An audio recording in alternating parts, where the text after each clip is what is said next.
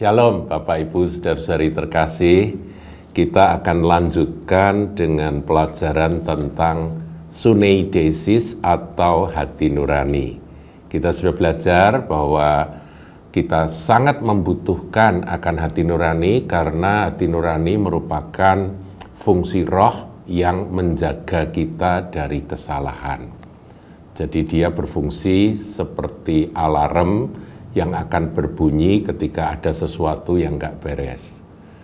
Ya, jadi ada lampu sensor yang mana terhubung pada alarm ketika ada pencuri melintas atau masuk pagar, maka alarm itu berbunyi. Demikianlah fungsi dari hati nurani yang telah dikuduskan, disucikan oleh darah Yesus. Nah, bagaimana kalau hati nurani kita tidak murni?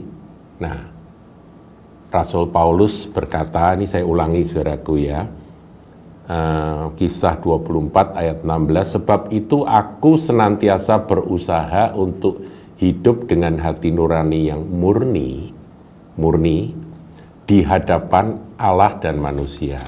Jadi hati nurani itu harus bersih di hadapan Allah. Kalau di hadapan Allah tentunya kita datang kepada Tuhan, minta ampun dan mohon supaya kuasa darah anak domba, darah Yesus itu membasuh akan hati nurani kita dan menjadikannya bersih, murni, dan berfungsi dengan baik. Ya, karena itu kan semacam alat saudaraku ya, alat ini bisa dirusakkan oleh sesuatu, nah itu harus di-fix, ya, harus diperbaiki lagi. Hanya Tuhan yang bisa oleh kuasa darah Yesus. Kemudian di hadapan manusia ya kita harus berdamai. Kalau kita pernah melakukan sesuatu yang membuat hati nurani kita terganggu, kita harus minta maaf atau kalau perlu ya melakukan ganti rugi, saudaraku, kalau kita pernah merugikan. Nah, hal-hal tersebut akan membersihkan hati nurani kita, baik di hadapan Allah dengan datang berdoa dan minta ampun, kemudian terima dengan iman, kemudian yang satunya yaitu di hadapan manusia kita harus membereskan. Ya, saya pernah mendengar sebuah kesaksian yang bagus dari hamba Tuhan yang bernama Bob Weiner. Ya, dia hamba Tuhan yang dipakai pada tahun 80-an, saudaraku ya. Dia masuk di dia pelayanannya disebut dengan Maranatha Campus Ministry. Nah, Bob Weiner punya masa muda yang kurang baik, saudara, anak nakal, saudara. Dan ketika dia bertobat, dia membersihkan akan hati nuraninya di hadapan manusia dengan berdoa, mengizinkan Roh Kudus itu mengingatkan dia akan hal-hal yang harus dibereskan. Ya, tiba-tiba Roh Kudus ingatkan dia bahwa pada masa dia masih remaja, dia sering mencuri permen, sering mencuri makanan di toko dekat rumahnya. Maka dia datangi toko itu dan dia datang kepada pemiliknya, dia minta ampun, dia minta maaf, dan dia berkata, aku tidak tahu harga berapa, nilai berapa yang sudah aku curi, karena aku sudah lupa, tapi aku mau mengaku di hadapanmu, di hadapan Anda, bahwa aku sekarang bertobat. Dan kalau Anda mau klaim nilai berapa, aku mau bayar. Nah, itulah cara membersihkan hati nurani yang radikal. Dan ini luar biasa. Akibatnya apa, saudaraku? Pemilik tokonya itu justru terkagum-kagum, heran-heran melihat kuasa Roh Kudus bekerja. Akhirnya mereka bertobat, saudara ya. Pemilik toko dan orang-orang yang ada di dalam staf manajemen itu, mereka mendengar akan pengakuan dari Bob Weiner dan mereka bertobat. Mereka minta dilayani dan akhirnya mereka bertobat. Hanya karena dia ingin membersihkan hati nurani. Jadi Tuhan bisa pakai, saudara. Hati nurani di sini dikatakan dalam Kisah Rasul 24 ayat 16 ini, yaitu di hadapan Allah dan juga manusia. Dan ini besar kuasanya ketika hati nurani murni. usaha untuk memurnikan aja sudah dipakai Tuhan, saudara ya. Dia juga cerita bagaimana dia menjadi angkatan udara, dia kemudian masuk menjadi AU ya, di Amerika dia masuk menjadi tentara angkatan udara, dan ketika dia menjadi angkatan udara itu dia sempat berpacaran hanya untuk main-main dengan seorang gadis. Dan itu pun ketika dia bertobat, dia datang pada mantannya itu, mantan pacar, dan dia minta maaf, minta ampun. Nah, saudaraku, yang begini-begini ini besar kuasanya, ya. Pertobatan radikal ini besar kuasanya. Nah, hati nurani yang murni itu memang harus kita usahakan, ya. Paulus berkata, berusaha untuk hidup dengan hati nurani murni. Tetapi iblis berusaha merusak hati nurani dari anak-anak Tuhan. Rusaknya hati nurani itu karena apa? Ada beberapa penyebab, saudara, atau beberapa cara iblis untuk merusakkan hati nurani dari umat Tuhan. Yang pertama dikatakan di dalam 1 Timotius 4 ayat 1 dan 2. Saya bacakan, saudara, ini nasihat Paulus pada Timotius. Ya, kemarin kita sudah bahas bagaimana ada yang sampai kandas karena iman itu kan seiring sejalan dengan hati nurani yang murni yang terjaga. Nah, di sini dikatakan di dalam 1 Timotius 4 ayat 1 dan 2, tetapi Roh dengan tegas mengatakan bahwa di waktu-waktu kemudian ada orang-orang yang akan murtad. Murtad, saudaraku ya. Kita harus waspada dengan kata murtad ini. Lalu mengikuti roh-roh penyesat dan ajaran-ajaran setan. Ayat 2, oleh tipu daya pendusta-pendusta yang, nah ini pendusta-pendusta yang menyesatkan itu menjadi orang-orang yang menipu, dipakai iblis untuk menipu dan menyesatkan. Mereka pendusta-pendusta yang hati nuraninya memakai cap mereka. Kata memakai cap mereka itu telah diselar dengan besi panas. Betul-betul cap itu dalam pengertian cap dari besi, cap besi yang dibakar kemudian diselarkan pada hati nurani orang-orang yang disesatkan ini. Saudaraku, kita kadang-kadang bingung ya kalau berbicara dengan orang-orang yang hati nuraninya sudah dikuasai oleh roh jahat. Bagi mereka membunuh itu halal gitu ya, malah mendapat upah gitu kepada Tuhan. Mereka merasa bahwa itu berbuat bakti kepada Allah. Kok ada orang seperti itu? Saya pernah melihat sebuah video pendek yang mengerikan sekali. Lebih baik tidak usah nonton ya. Tapi saya waktu itu sempat lihat dan saya sampai merasa sangat ngeri. Yaitu anak umur sekitar 11 tahun yang ketawa-ketawa di syuting begitu karena dia akan menyembelih seorang yang akan dibunuh atau dihukum mati, saudaraku. Dan dalam video itu saya sempat lihat bagaimana anak itu ketawa-ketawa sambil menunjukkan pisau yang tajam itu. Ini anak, saudaraku. Kemudian yang akan disembelih itu ditarik rambutnya, kemudian anak ini menyembelih. Seperti menyembelih ayam, saudaraku. Anak umur 11-12 tahun.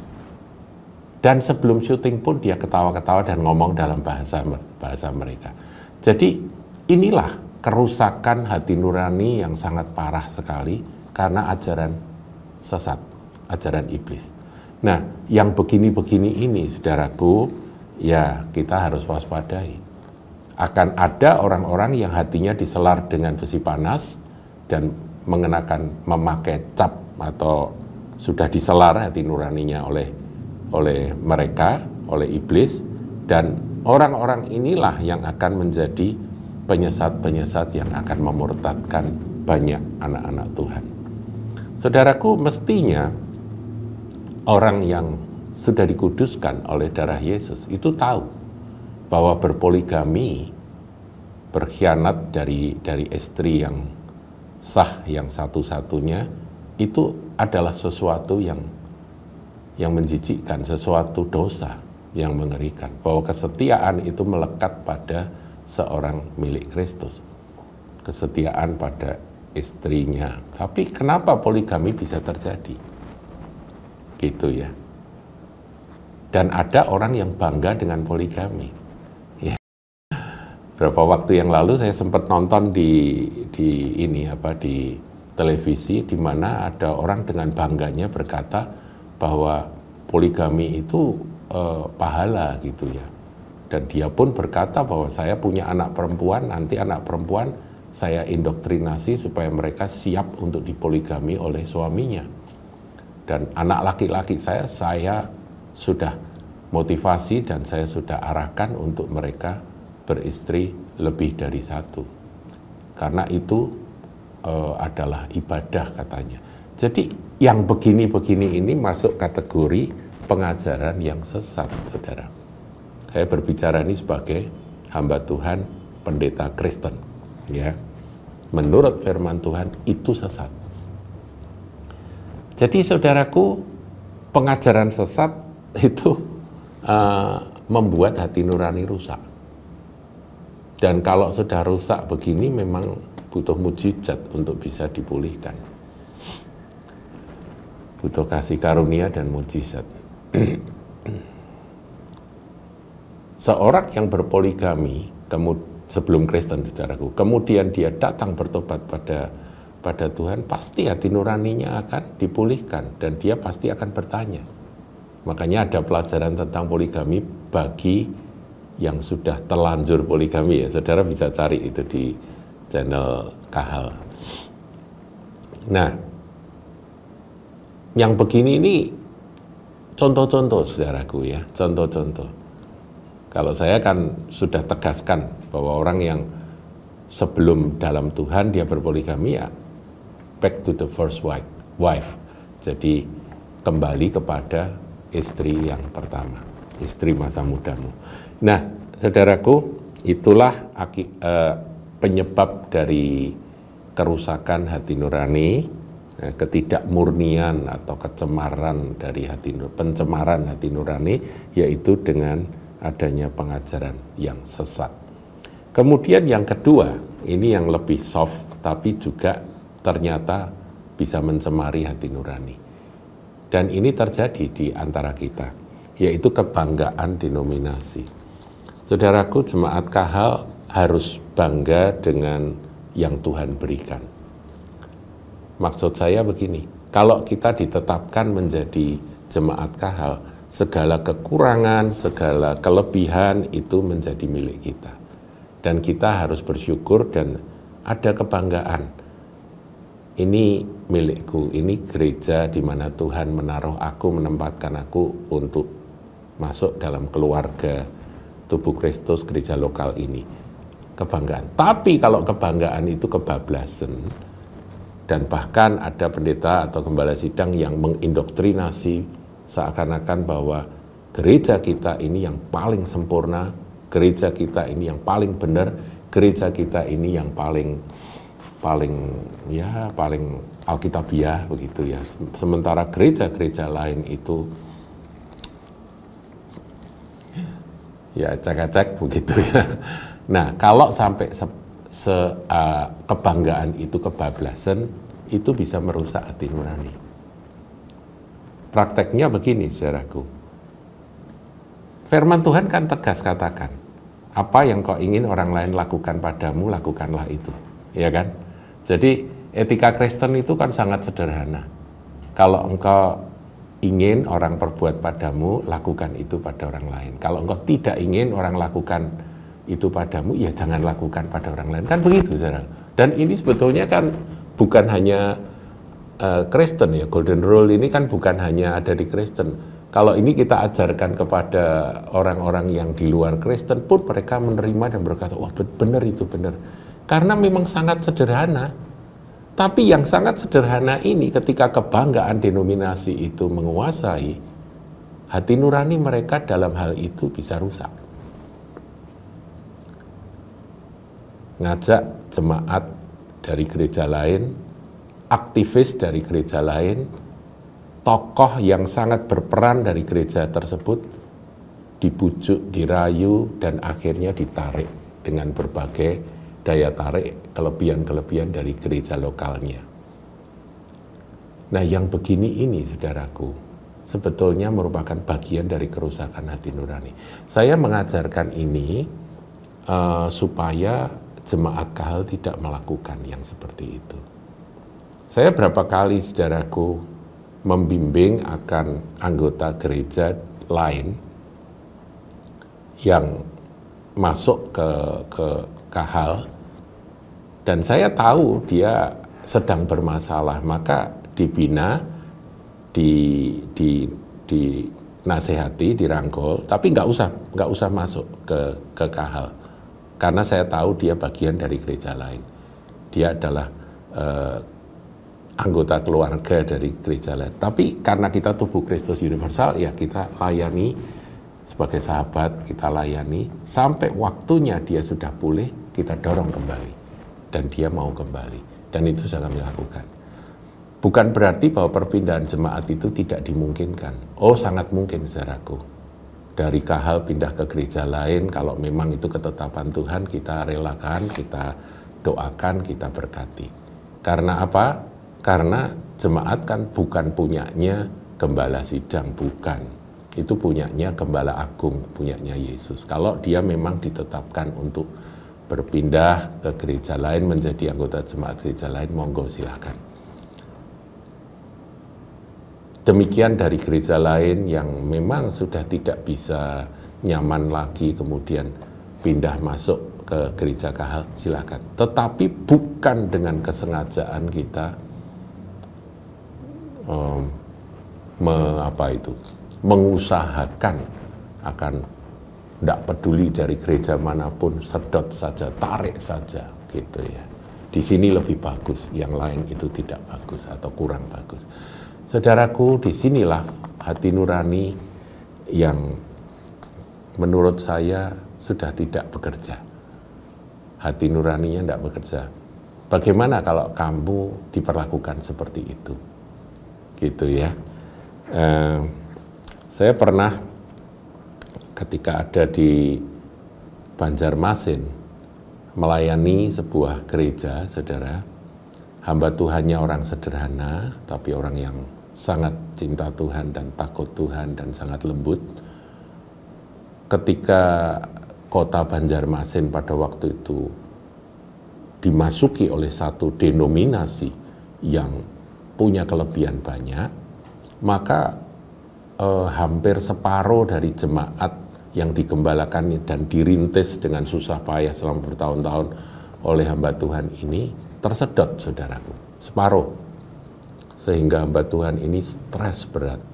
Tapi saya angkat topi, saudaraku ya, terhadap hamba Tuhan ini, karena dia punya sikap yang benar. Dia berkata bahwa semua milik Tuhan, kalau memang di sana bisa bertumbuh lebih baik, ya saya relakan. Wah, dia ngomong gitu tapi kan hatinya berat. Saya sesama gembala kan saya juga merasakan apa yang dia rasakan. Kemudian dia cerita, tapi sekarang sudah berubah kok Pak. Berubah gimana? Ya 50%, 60% dari mereka-mereka yang pindah itu sekarang sudah kembali. Oh puji Tuhan, saya bilang gitu. Berarti itu seleksi dari Tuhan ya Pak ya. Iya, saya nilai begitu. Saya anggap demikian. Saudaraku, hati nurani. Hati nurani, sekali lagi hati nurani. Itu jangan sampai rusak. Dalam pengambilan keputusan apapun, izinkan hati nurani Anda yang sudah dikuduskan oleh darah anak domba, darah Yesus, itu memimpin setiap keputusan, setiap perjalanan, dan setiap kegiatan yang kita lakukan. ya. Jadi saya kira saya kasih renungan enteng ya saudaraku ya kali ini, dua hal saja. Yang pertama yaitu ajaran yang benar-benar sesat, dan yang satunya kebanggaan yang berlebih-lebihan terhadap kelompok atau denominasi bisa merusak hati nurani sehingga melakukan hal-hal yang sebetulnya nggak benar, tapi mereka anggap itu benar. Tuhan Yesus berkati.